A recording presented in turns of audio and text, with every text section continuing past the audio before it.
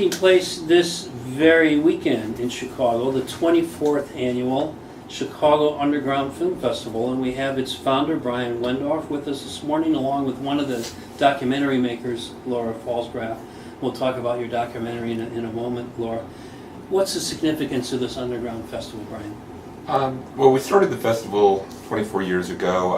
I worked at a video store up in Evanston with a friend of mine. We were managers there, and he came back from it was actually a famous Monsters of Filmland film convention he had gone to, and he came back with this idea to start an independent film festival in Chicago, and he wanted me to help him do it. And initially, I kind of declined, and after several months of bringing it up to me again, and it's like I finally agreed, kind of knowing that if I said I'd get involved, I'd still be here doing it 24 years later.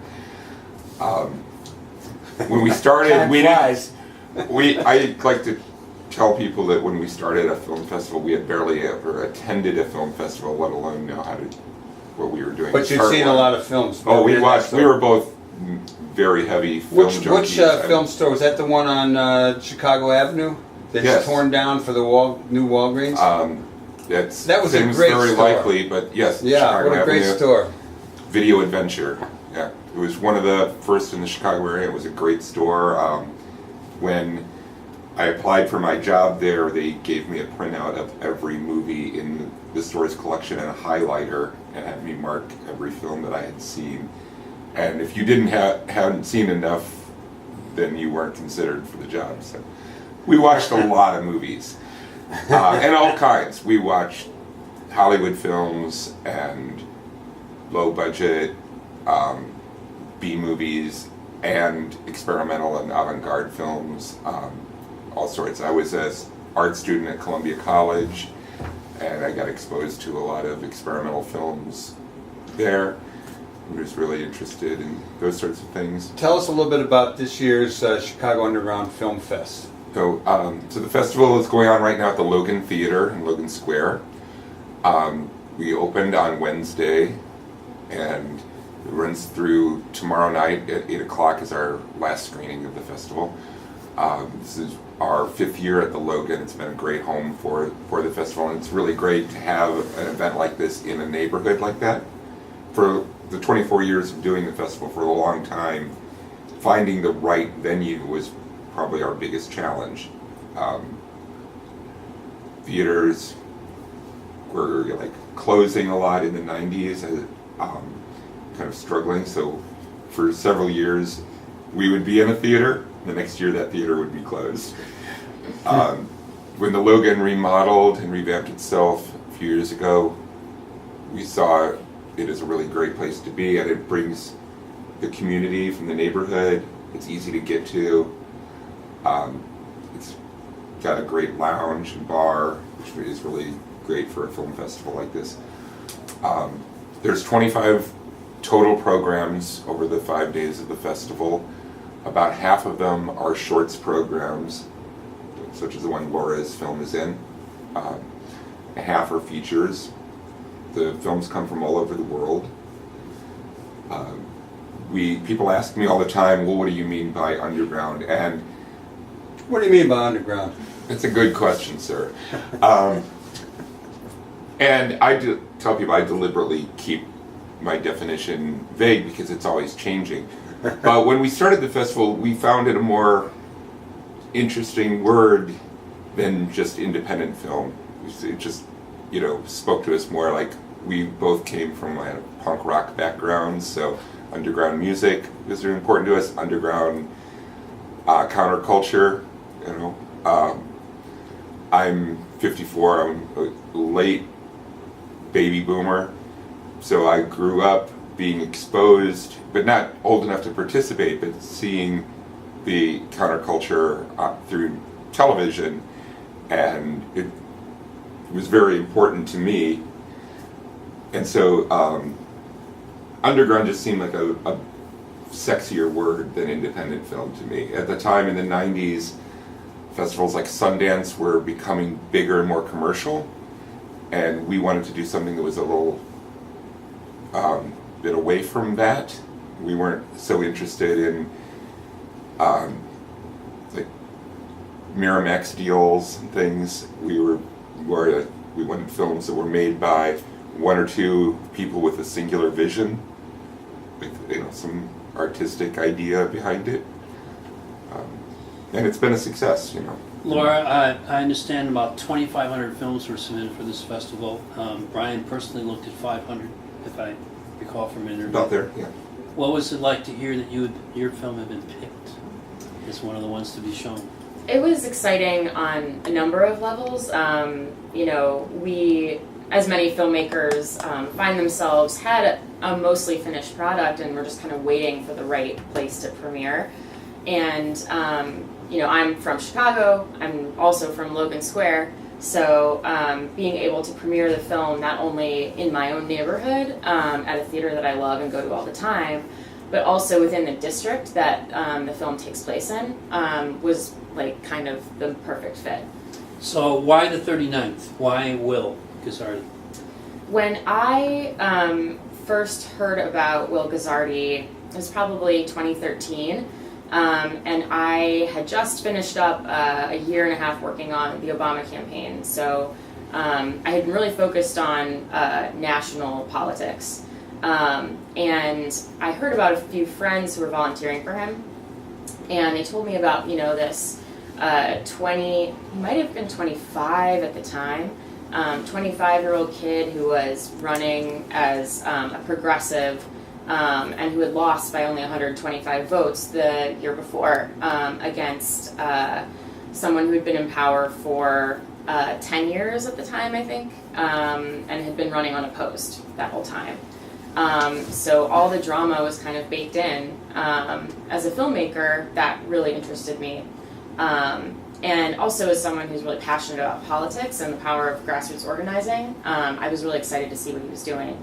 You can see in the film, he was spending 4 hours a day, every day, throughout, I think it was the winter of Snowpocalypse,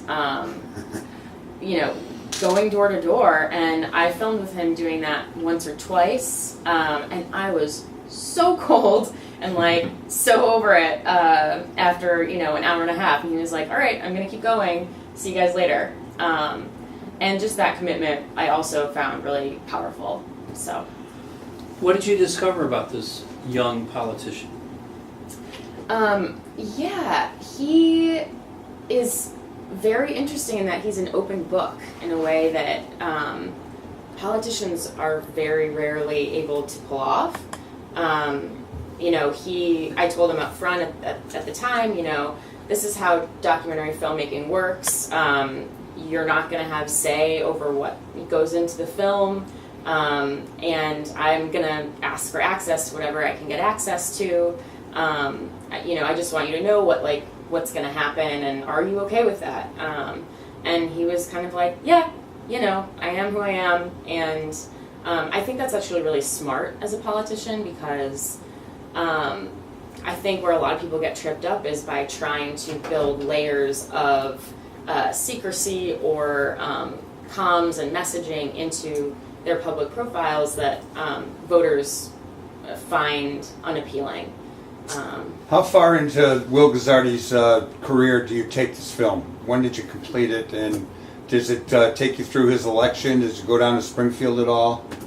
It does. So we started filming in December of 2013, and we continued filming on and off after he won his primary in 2014, including going down to Springfield with him in the summer of 2015 when the legislature was in a special session because they hadn't passed a budget. And so that scene where we drive down together, Will's talking about how frustrating it is. He had all these ideas and ideals going into this process, and everything is stymied by that reality.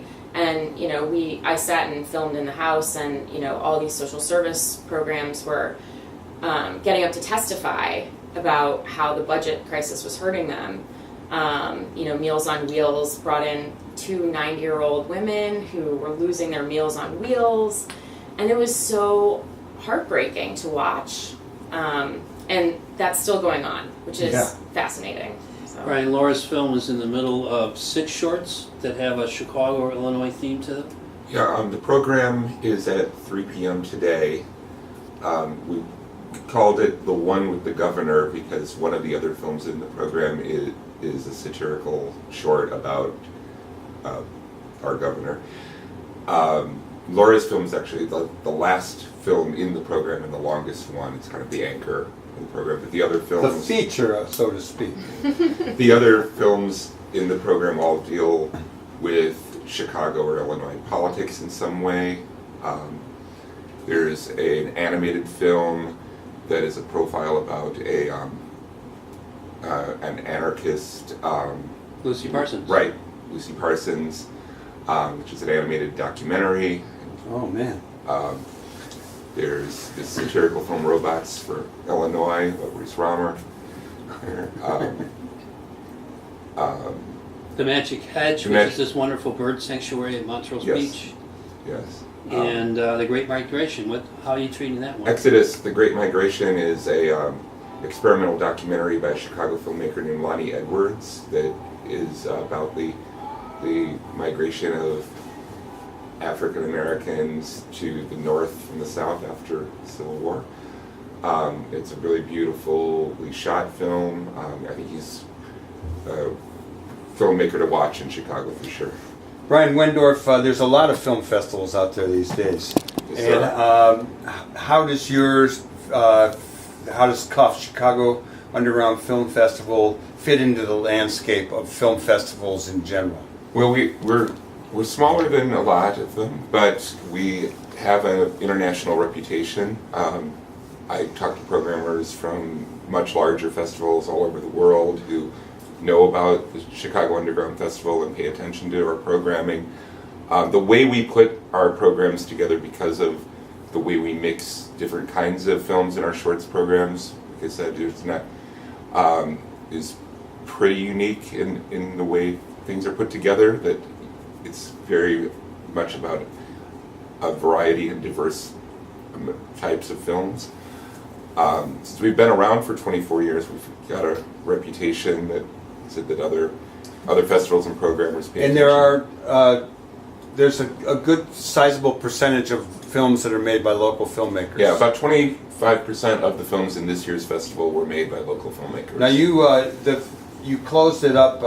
I guess to get into the film festival, people had to apply by January, Yes. and then now it's June. The festival's happening. When do people start applying for next year? We'll open the call for 2018 shortly after this year's festival ends. Things end tomorrow, and we'll take about a month to go over how this year went and look at the budgets and things. By end of July, we'll start receiving submissions for 2018. How about giving us a website to where people can get all the information they desire? Yeah, we're www.cuff.org. CUFF. I like it. Thanks so much for coming on, both of you. Bryan and Laura, thanks a lot. Good Thank luck you. in your work. Thanks for having us. Right on. That's over at the Logan Theater today, and we hope that you'll have a chance to check out both short and long films at the 24th Annual Chicago Underground Film Festival. Let's get ready for our next guest with a little bit of Booker T.